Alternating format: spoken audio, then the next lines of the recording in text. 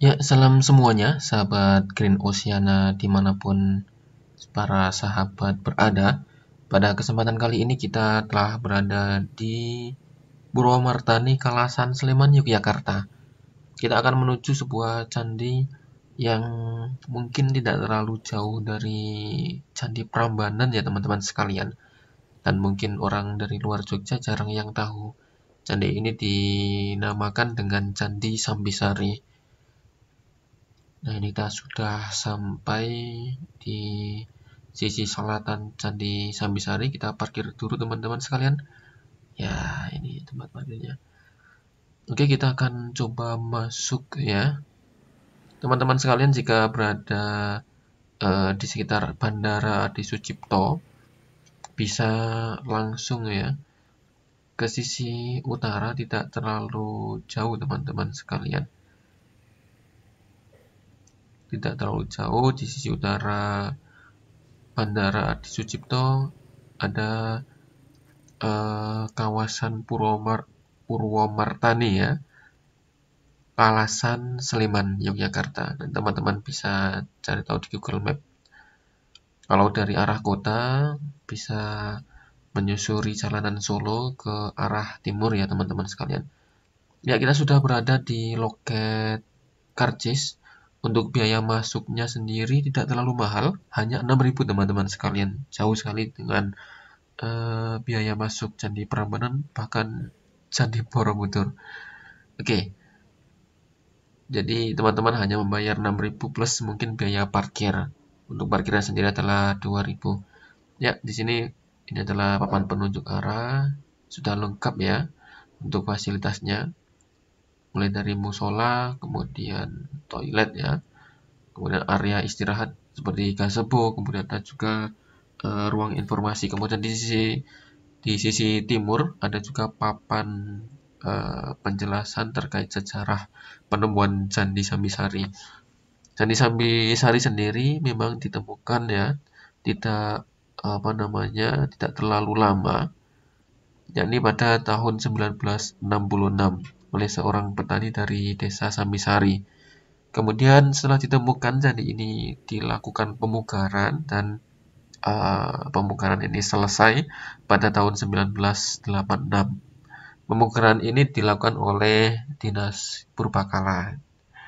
Jadi ya dengan upaya ya penyelamatan dari cagar budaya ini, akhirnya Candi Sambisari berhasil dipugar ya, disusun kembali, mungkin juga disesuaikan dengan struktur yang ada ya. Tadi ada pakar tersendiri teman-teman sekalian.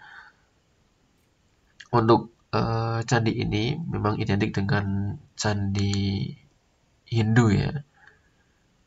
Ada beberapa bagian candi yang memang belum terpasang, yaitu yang sisi kiri ya teman-teman sekalian. Ada beberapa yoni dan juga lingga kalau dalam tradisi Hindu ya. Yoni atau semacam batu berlubang itu adalah melambangkan simbol keibuan atau wanita ya. Kemudian ada simbol lingga yang menggambarkan sosok laki-laki atau sosok ayah. Kalau di tradisi Cina ada seperti yin dan yang seperti itu. Ya, kita menyusuri bagian utara Candi Sambisari ya. Terlihat dari kejauhan ada motif rumput bertuliskan Candi Sambisari. Tangan saya sedikit kelihatan ya.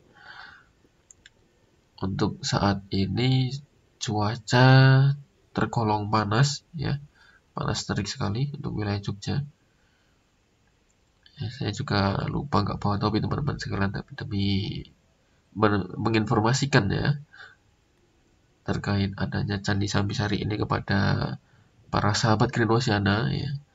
Kita mencoba untuk berkunjung walaupun siang hari ini teman, ini curi-curi waktu sebenarnya. Pas kebetulan lewat ya, kita mampir. Ini ada mas-mas ya, sedang selfie.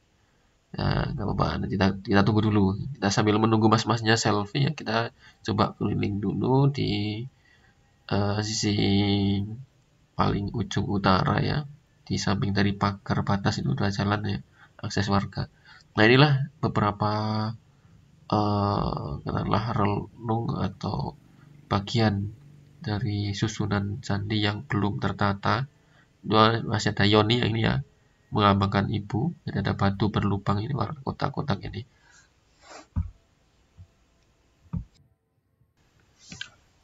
Ya, ini luar biasa ya teman-teman sekalian. Bisa dilihat ini adalah bagian-bagian Candi Sambisari yang belum sempat tersusun kembali setelah ditemukan. Menurut referensi dari Dinas Kepurbakalaan sendiri bahwa Candi Sambisari ini tertutup oleh letusan Gunung Merapi sehingga sempat tidak tampak dan hilang, kemudian baru ditemukan oleh cangkulan seorang petani ya. Kemudian candi ini selesai direkonstruksi dan dilakukan pemugaran adalah pada tahun 1987. Ini menjadi bagian-bagian candi. Tadi kita lihat juga ada bagian dari pintu gerbang, kemudian alas dan juga atap dari pintu bangunan utama candi. Ya, kita coba berkeliling ya teman-teman sekalian. Jadi yang unik dari Candi Sambisari ini adalah bahwa lokasi pelataran inti dari candinya berada 6,5 meter di bawah permukaan tanah. Sehingga kalau teman-teman dari arah selatan ya, dari jalan Candi Sambisari, nanti ketika melihat ke arah pelatarannya tidak tampak teman-teman. Karena candi ini memang sempat tertutup oleh letusan Gunung Merapi yang cukup hebat mungkin ya pada saat itu, sehingga ketebalan dari abu letusan ya, guguran letusan itu sampai setinggi 6,5 meter, sehingga mungkin candi ini sekarang ketika sudah digali terlihat sekali perbedaannya. Bahwasanya pemukiman yang ada di sekelilingnya berada di atas dari candi ini ya, dari krakal atau alas dari pelataran inti ya, setinggi 6,5 meter.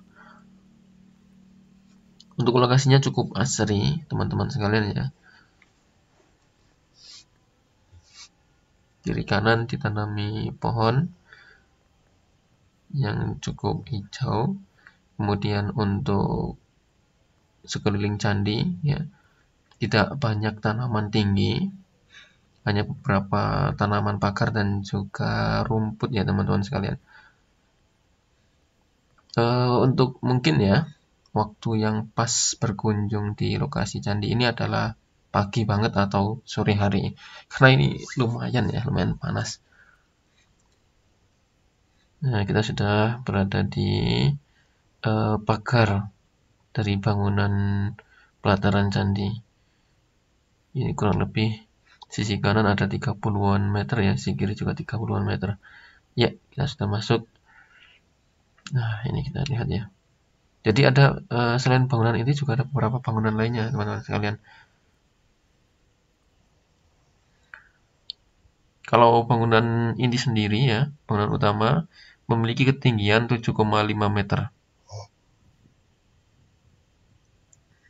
Nah, ini ada beberapa ya, bisa kita lihat ada beberapa yang belum tuntas sepertinya dalam pemugaran.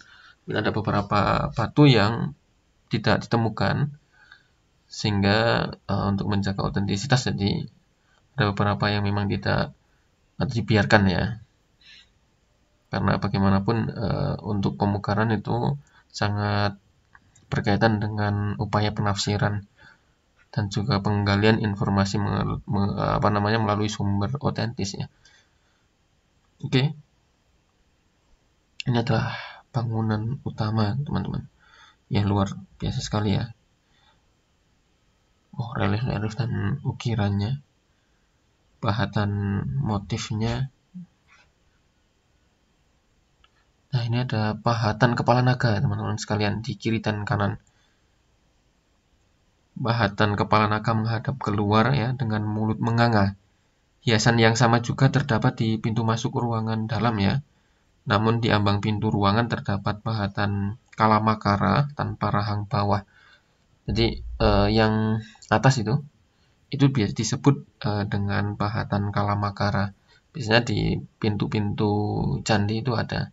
Nah, itu ada semacam dua mata, kemudian ada hidung dan mulut. Mulut atas, rahang atas. Ini juga sama yang terdapat di Candi Ijo. Ini adalah bangunan utama teman-teman sekalian dan ada lingga yoninya. Sangat eksotisnya. Bagaimana leluhur kita ya membangun bangunan seperti ini dan tidak ada mesin, semuanya memang adalah handmade seperti itu. Dibuat oleh tangan kosong dengan peralatan yang mungkin dikala itu ya nggak seperti sekarang ya ada mesin ya. Jadi mungkin untuk prosesnya juga memerlukan waktu yang tidak sebentar. Ya, kita coba berkeliling ya, menyusuri, kita ke kanan ya. Nah, itu juga ada kalamakara ya. Ya, ini adalah sisi timur dari candi itu. Nah, seperti ada ini ya, Arca Kanesa. Kemudian di atasnya juga ada kalamakara. Ya, luar biasa.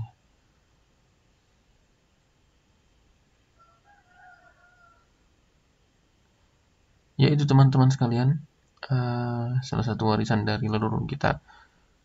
Kita yang saat ini ya, dengan berbagai kemodernan dan teknologi yang ada,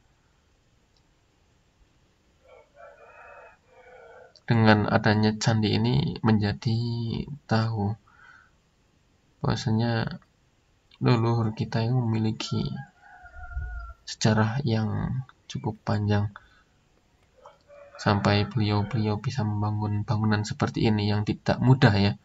Kalau sekarang ada meteran ya, ada alat ukur dengan berbagai teknologi yang ada.